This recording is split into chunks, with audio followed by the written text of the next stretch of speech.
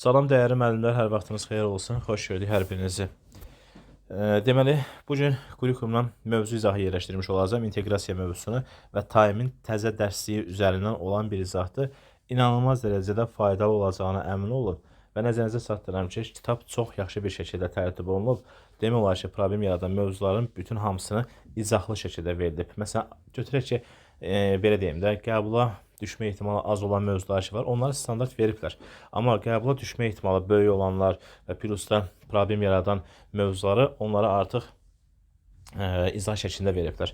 İnteqrasiyada başlayacağımız məsələ nədir birinci yoldaşlar? Fən daxili inteqrasiya. Əslində bunu mən əvvəl də izah eləmişdim, fən daxili inteqrasiya. Yəni inteqrasiya izah eləyəndə səhv izah deyildi, kifayət qədər tutarlı izah idi. Time-in indiki dərsliyi ilə müqayisə eləyəndə demək olar ki, heç bir şey səhv deyilməyib. Sadəcə təkrar izahını yerləşdirməyə, belə deyim də, məqsədə uyğun bildim. Yoldaşlar, fən daxili inteqrasiya iki yerə bölünür. Bilirsiniz ki, şaquli inteqrasiyadır və üfüqi inteqrasiyadır da, bu aydın məsələdir. Şaquli inteqrasiyanı biz necə əzbərləmişdik? Şaquli inteqrasiyanı əzbərləmişdik ki, müxtəlif siniflərdə, məsələn, götürək ki, sən 8-ci sinifdə dərs keçirsən, geri qayıdıb 7-ci sinifə əlaqələndirmiş olursansa, bu şaquli inteqrasiyadır. Və yaxud da üfüqi inteqrasiya necə demişdik? Üfüqi inteqrasiyanı belə demişdik ki, məsələn, 8-ci sinifin daxilində, yəni eyni sinif daxilində. Məsələn, götürək ki, mən 4-cü məzmun xətti üzrə, isim mövzusunda 4-cü məzmun xətti üzrə, məsələn, dil qaydası keçirəm, 4-cü məzmun xətti. Geri qayıdıram mən, əgər 8-ci sinifin içərisində 3-cü məzmun xəttinə, 2-ci məzmun və ya 1-ci məzmun xəttinə əlaqələndirmiş oluramsa, buna nə deyirdik biz? Fən daxili üfüqi inteqrasiya deyirdik. Və fən daxili üfüqi inteqrasiyada bir dəyişiklik yoxdur, yəni olduğu kimi qalıb. Sadəcə şaquli inteqrasiyada əlavə olunan məqam var ki, ona xüsusən toxunmuş olacam. Siz şaquli inteqrasiyanın, üfüqi inteqrasiyanın əsas fərqləndirən cəhət olaraq buna baxmalısınız ki, eyni məzmun xəttidir, yoxsa müxtəlif məzmun xəttidir. Üfüqi inteqrasiyada fikir verəcəyiniz məqam məzmun xəttləri fərqlidir. Yəni müxtəlif məzmun xəttləri üzərində əlaqə yaradılmasıdır. Amma şaquli inteqrasiya necədir? Şaquli inteqrasiyada eyni məzmun xətti üzrə əlaqə yaratmış olsan, eyni məzmun xətti üzərində əlaqə yaradırsan. Bax, məsələn, burada bizi çaşdıran məqam nədir? Məsələn, sən 8-ci sinifdə isim mövzusunu keçirsən, məsələn, götürək ki, 4-cü məzmun xəttinə əlaqələndirmiş olsan, 4-cü məzmun xəttinə əlaqələndirirsən. Yəni, daha doğrusu 4-cü məzmun xəttini keçirsən. Sən geri qayıdıb 7-ci sinifdə 3-cü məzmun xəttinə əlaqələndirmiş olursansa, başqa siniflər olsa belə sən bunu şaquli inteqrasiya götürə bilmərsən. Şaquli inteqrasiya müxtəlif siniflərdə eyni məzmun xəttinə əlaqələndirilməsidir. Yəni 3-cü məzmun xəttinə əlaqələndirilir. Burada inteqrasiyanın fən daxilindən istifadə olunmayıb. Niyə? Çünki üfüqi inteqrasiya olması üçün eyni sinifdə müxtəlif məzmun xəttlər olmalıdır. Sən deyə bilərsən ki, müəllim, axı müxtəlif məzmun xəttlərdir, niyə üfüqi götürmürəm? Üfüqi inteqrasiya olması üçün eyni sinifdə qurmalısan sən bunu. Amma niyə şaquli götürə bilmirsən? Şaqulunu da deyim mən sizə. Çünki şaquli inteqrasiya olması üçün eyni məzmun xətti olmalı idi. Yəni 4-cü məzmun xəttinə, 3-cü məzmun xəttini müxtəlif sinifdə əlaqələndirə bilmərsən şaquli olması üçün. Ümid edirəm ki, bu məsələ aydın oldu. İndi gəlin bir dənə qayda deyim sizə şaquli inteqrasiya ilə bağlı. Şaquli inteqrasiyada ola bilər ki, sinifləri görməyəsən. Yəni necə? 8-ci sinifdən 7-ci siniflə əlaqələndirmiş oldu və yaxud əvvəlki tədris ilində keçdiyi mövzunu əlaqələndirirdi. Bu tipli bir şeylər görməyə bilərsən. Sadədən mürəkkəb doğru artma ardıcıllığını müşahidə edirsənsə, skafoldik strategiyası var idi, 6 dənə strategiyası. Sadədən mürəkkəbə doğru artma ardıcılığı. Sən sadədən mürəkkəbə doğru artma ardıcılığını hiss edə bilirsənsə, mürəkkəbə doğru, deməli sən bunu şaquli inteqrasiya götürmüş olacaqsan. Yəni başqa siniflər verməsə də olar. Məsələn, 8-ci sinifdən 7-ci sinif əlaqəsini təmin eləmiş oldu. Belə bir şey verməsə də olar, bir problem deyil. Əsas odur ki, müxtəlif, daha doğrusu sadədən mürəkkəbə doğru artma ardıcıllığını sən müşahidə edə bilərsən. Bunu müşahidə edə bilirsənsə, deməli, götürə bilərsən şaquli inteqrasiya. Bax, məsələn, götürək ki, belə deyim, şagird mətnin, deməli, strukturunu müəyyənləşdirdi. Sonra obrazların fərqlərini müəyyənləşdirdi. Əsərin ideyasını tapdı. Əsərin ideyasını tapmış oldu. Bax, mətnin strukturunu sadələşdirmək daha bir sadə bacarıqdır. Obrazları fərqləndirmək ondan daha mürəkkəb bacarıq. Əsərin ideyasını müəyyənləşdirmək daha mürəkkəb bacarıqdır. Sadədən mürəkkəbə doğru artma ardıcıllığını görə bilirsənsə, sən bunu şaquli inteqrasiya götürmüş olacaqsan. Yenə deyirəm, ola bilər ki, müxtəlif siniflər göstərməsin. Bax, buna diqqət yetirmək lazımdır.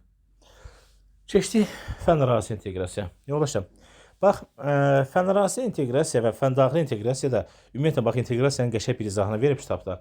Deyir, məqsəd nədir? Yəni, sən situasiyaya baxacaqsan, situasiyada əgər məqsəd fənni mövzusunu şagirdə mənimsətməkdirsə, qoyduğun təlim məqsədi ki var, mövzu üzrə çıxartdığın təlim məqsədi var. Həmin o təlim məqsədini şagirdə mənimsətməkdirsə, ya fən daxildən istifadə edəcəksən, ya fən arasından istifadə edəcəksən.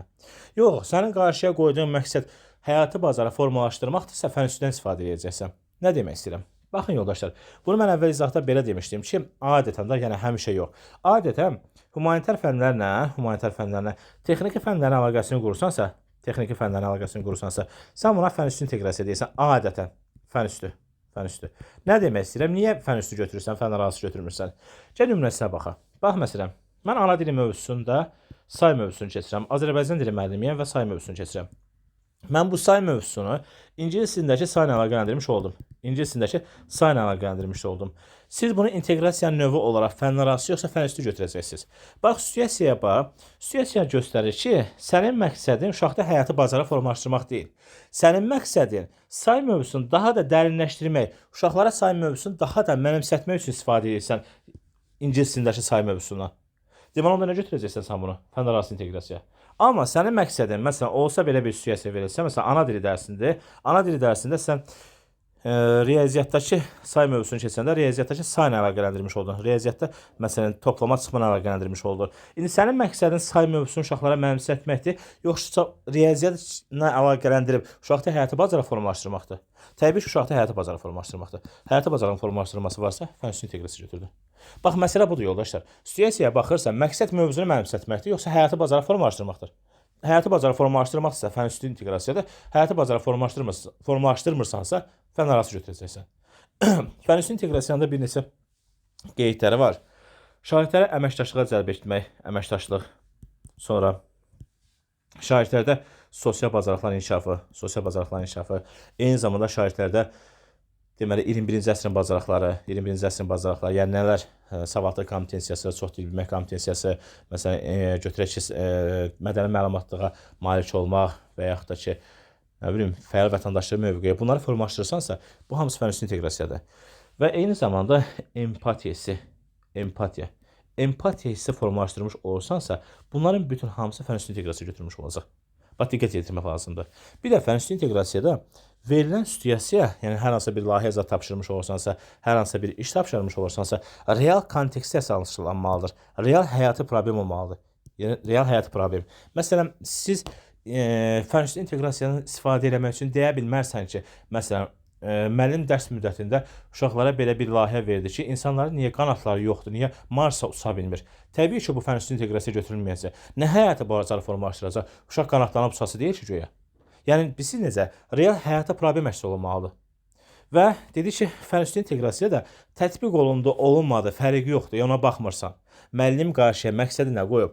Yəni, ola bilər ki, mövzunu, yəni həmin o layihəni sinifdə reallaşdırmış olsa, həmin o tapşırıq sinifdə reallaşdırmış olsa, ola bilər ki, elə tapşırıq olaraq versin, bir fərqi yoxdur.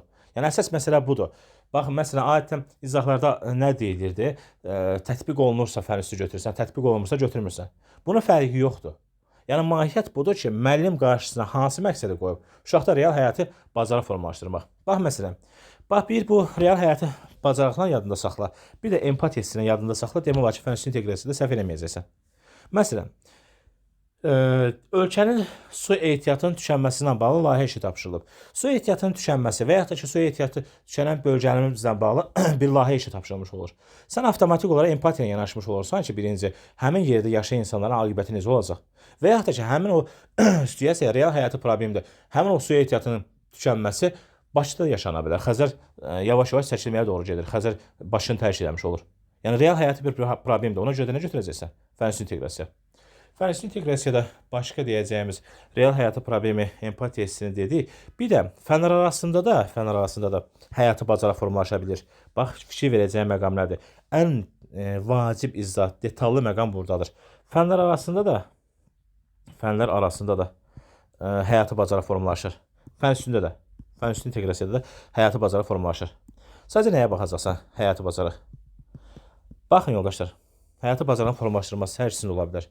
Əgər verilən real həyatı problem şagirddə yeni bir bacarıq formalaşdırırsa, şagirddə yaradıcı düşüncəni formalaşdırmış olursa fən üstü götürürsən. Yaradıcı düşüncəni formalaşdırmırsa fən arası götürürsən. Nə demək istəyirəm? Real bir problem verildi. Şagird sırf həmin problemi həll eləmiş oldu. Bu fənlər arasıdır. Şagird həmin problemi həll edib yeni bilikləri ortaya qoymuş oldu. Yaradıcı yanaşmış olsa fən üstü götürəcəksən. Baxın yoldaşlar, təkrarən deyirəm. Əgər şagird verilən mövzuna, yəni verilən problemlə bağlı sırf iş icra elədi və orada yeni biliklər qazanmadı, həyatı daha doğrusu